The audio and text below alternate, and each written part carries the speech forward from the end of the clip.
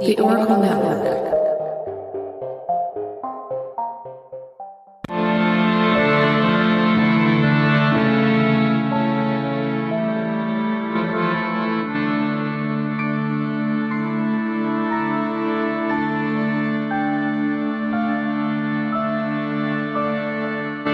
Hello and welcome to a special mini-sode of Ye Olde Crime, the show where Maddie and I discuss the funny, strange, and obscure crimes of yesteryear every Wednesday.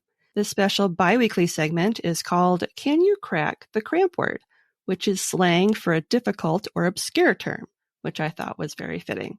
And joining me today is Kyna from the Historical AF podcast. And before we begin, I'd like to give her the opportunity to tell us a little more about herself and her show before we start the game.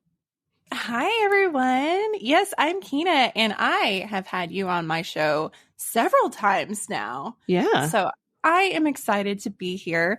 I am the host of Historical AF, and I am a real-life historian.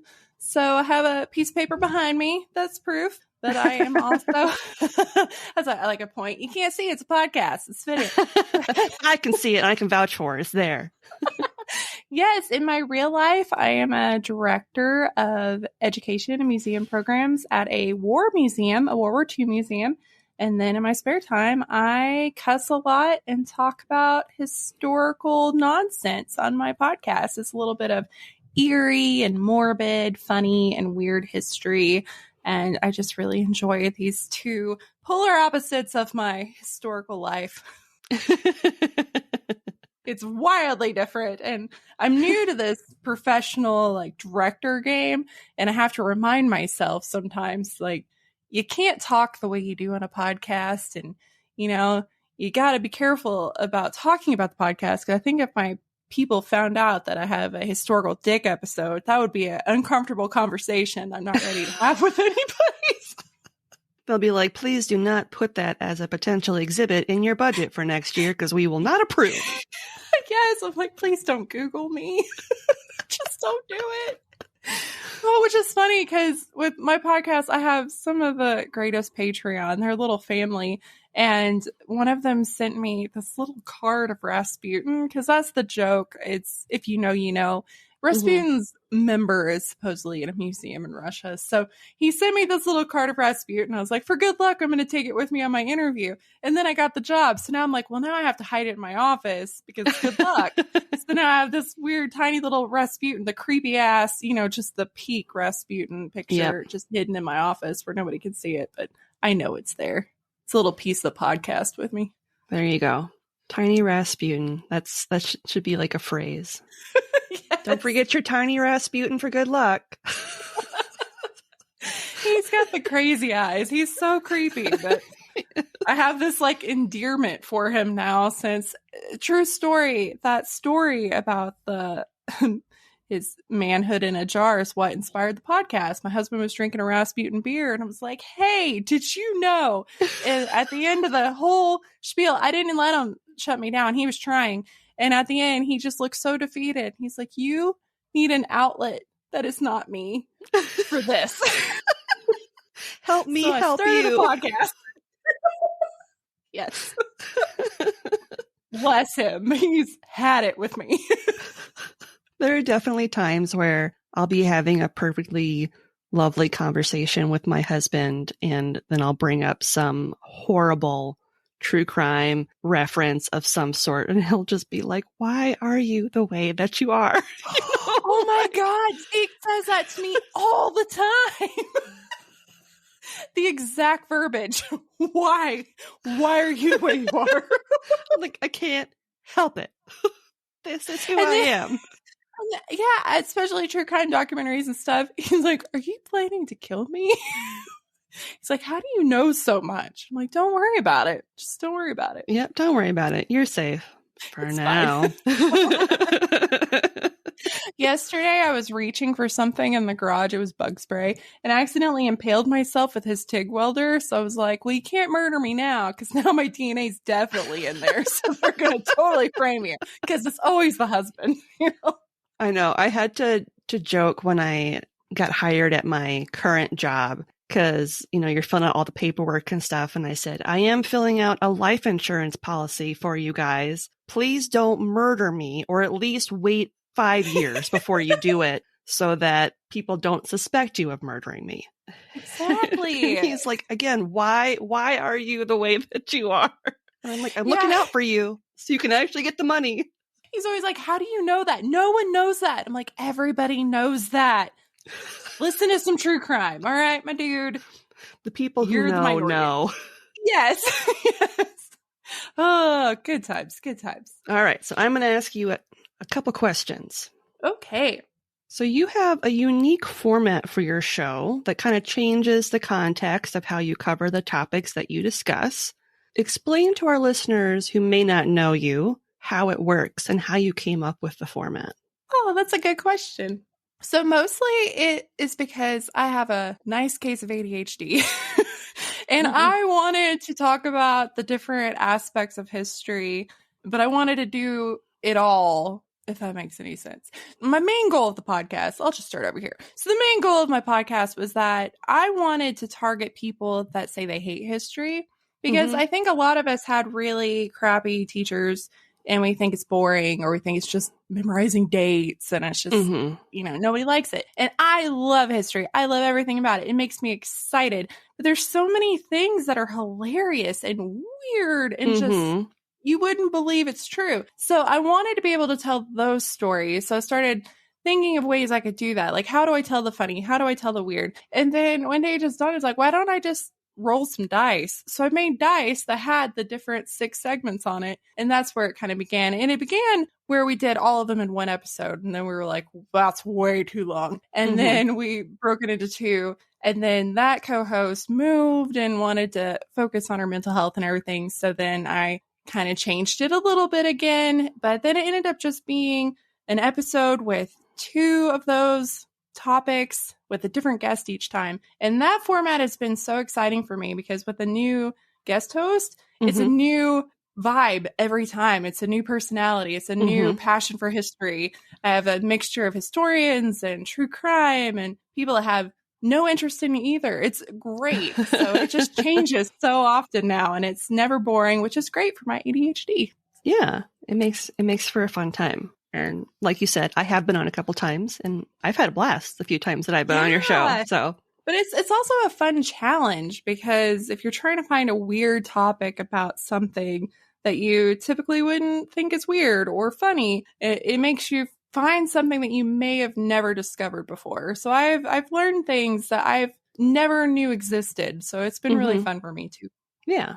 So what case or story, depending on where you want to go with it, got you really interested and excited about history? Or have you always just been like, I love history? I've always been like this. My earliest memories was digging in the backyard as a kid, thinking I found dinosaur bones, and they were just like chicken bones or something.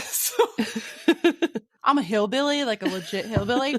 So I would just be out there with no shoes, digging in the dirt, and I'd be finding things, and I swore it was a dinosaur. And then by 7, I was obsessed with ancient Egypt, and I was trying to teach myself how to write hieroglyphics. And when most kids wanted like toys, I made my mom buy me replicas of ancient Egyptian artifacts.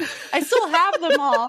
And, most kids had like pictures of, some pop singer, some boy band on their wall. I have it on my wall now. I found it in my mom's stuff, but I had like the bust of Akhenaten and Nefertiti. Like, I've just always been such a weirdo, but I love history. And I think it's because my mom always gave us books, and some of the earliest books she read to me and then I read was history and mythology, and it just sparked something in me. And I've always known that there was something about me that was different. Again, small town, 400 people, something like that. Unless you're dreaming big, you never think you're going to move away and be able to be a historian or whatever. But I always knew that's what I was going to do. So it's just always been a part of me. That's cool. Yeah, I think the first era of history that I got into as well was probably ancient Egypt, because it's so cool. It's really cool. And I still, to this day, that's still probably one of the time periods that I find the most fascinating, just because there's so much that you can learn about it and that we're still learning about it. Like there's still new stuff coming out all the time. which, yeah, it's just really cool. That's awesome. I feel you on the ancient Egypt. So if you could interview any figure throughout history, living or dead, who would you love to have a conversation with? Ooh. Oh, man. How do you pick one? I know. You can pick a couple if that's easier for you. If you were to have a dinner party. Oh, that's amazing. Okay, so one would have to be Anne Boleyn. Mhm. I am obsessed with her. Not for the reasons I think most people like her. I personally, I know there's a lot of debate, but I really consider her one of like the mothers of modern Protestantism because she was really pushing that. And she was kind of that voice in Henry's ear that pulled him from the church. And a lot of the things that she did as queen, the prayer books and really pushing it kind of set off the Protestant movement. So I would like to just kind of pick her brain because she was brilliant and she was smart and strong. And I kind of have a soft spot for women in history that go down in history for being frivolous, like Marie Antoinette, like, oh, let them eat cake. She never said that. She was not frivolous. She was actually pretty smart. She was just thrown into a country. She didn't speak the language and people were like, oh, she's dumb. But like a lot of these characters, I would just like to really meet them and get their personality. But Anne Boleyn, just something about her, I think, especially the way she was treated when she died and just the smear campaign alone. And that's what people remember. I think that angers me. Another would be Hatshepsut. She was the first woman pharaoh of Egypt. And she was like, I'm not a queen. I am a pharaoh. Bow down, bitches. And I just love that for her. And I would just love to meet her. And she was such a strong character. And she was so impressive and so powerful that they tried to erase her from history. And again, that just intrigues me. Oh, man. Maybe like an ancestor. That would be kind of cool.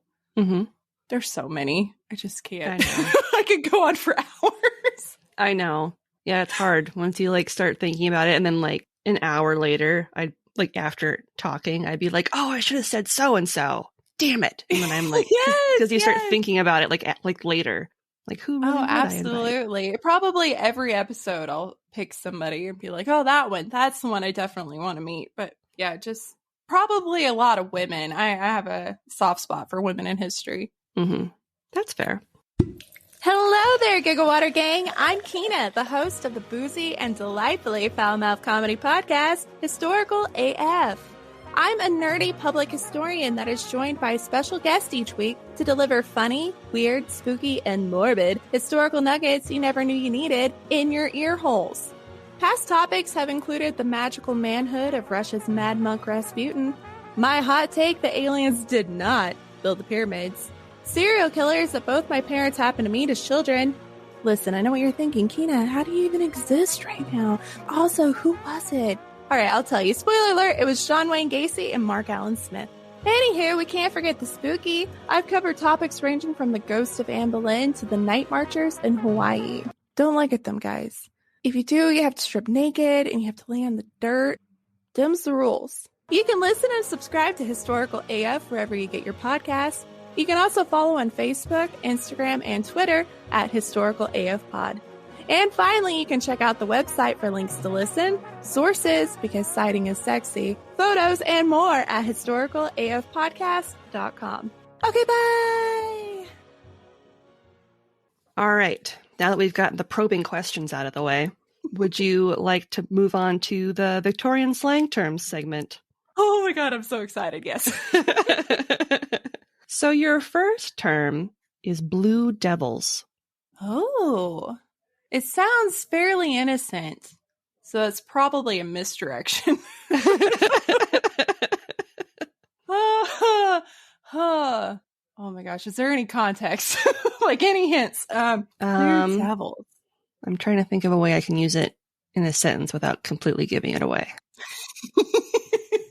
Is it an ailment? Got a case of the blue devils. A little bit, yeah. It's a little bit.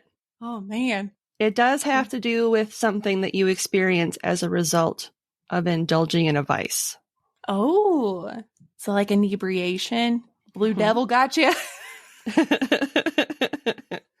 As I sip on my vodka. The blue devil. The clear devil. The clear devil made me do it. You can't see it, but it made me do it. Oh, man.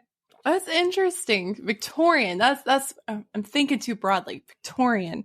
Got a case of the vapors. I got a case of the vapors. Bring me my smelling salts. I'm seeing blue devils.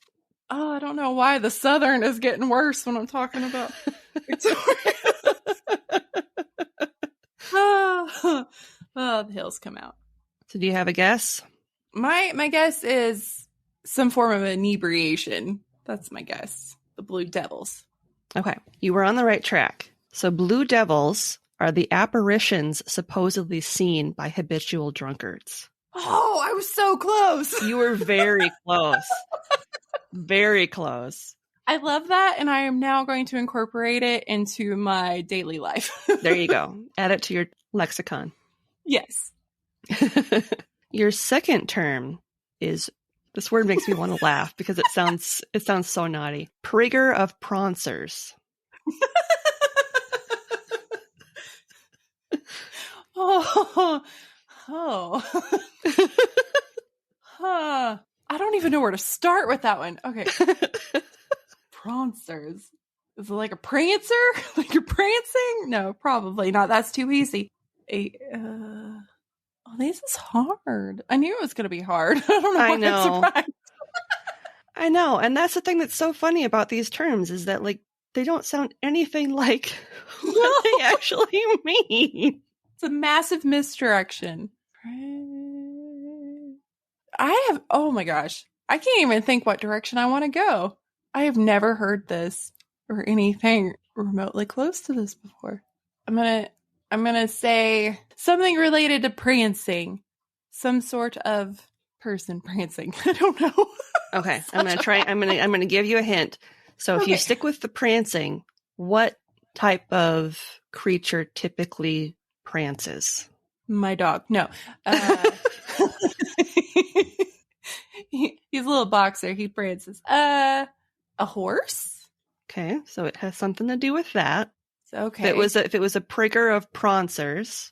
Is it somebody that does that weird prancing horse thing for show? The person that rides it? What is it called? It's an Olympic event and it just makes me laugh. An equestrian? Yeah, well, there's that one special one where they just do the little dance with their feet. Oh, I don't know what that's called. I forgot what it's called, too. The person that rides the horse for show does prancing. So bad at this! I swear I'm smart.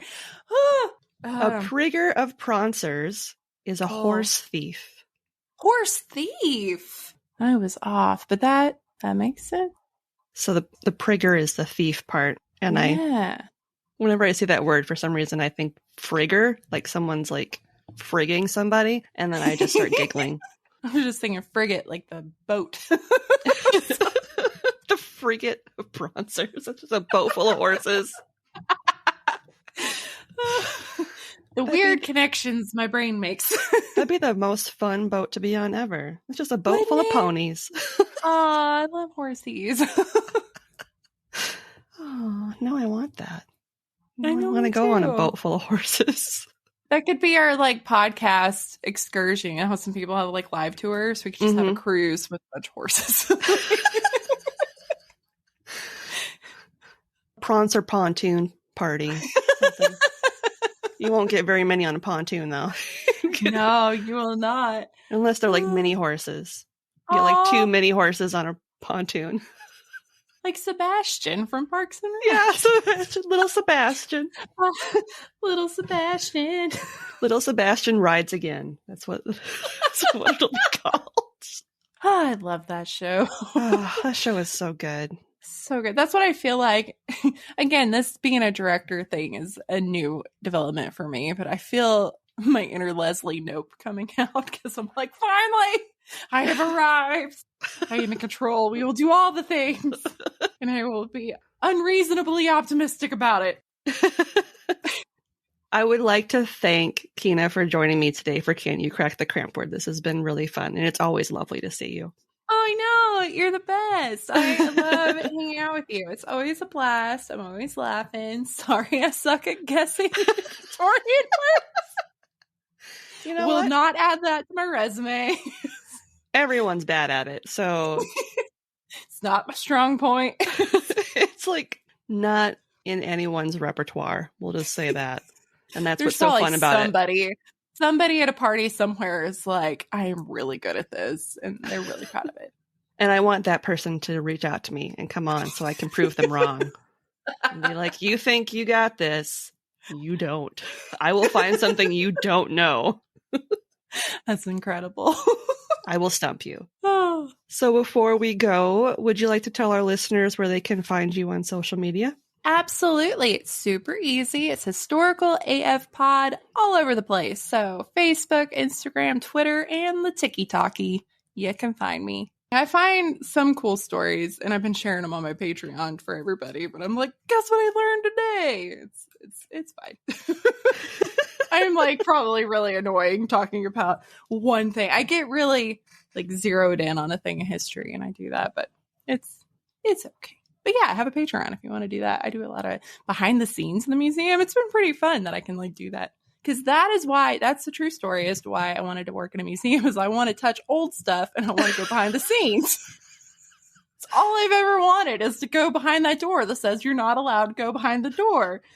And it's amazing. I want to legally be able to touch all the old things that are hidden in a museum. Because every museum typically is probably anywhere from 70 to 90% of what they have in collection you don't ever get to see. So it's all stored somewhere. So yeah, it's really a shame, but that's always been my goal, is I want to see everything and I want to go into the places they won't let you go. So that's awesome. I enjoy it. Well, on that note, as always, I'm Lindsay, and I'll see you next time with another tale as old as crime.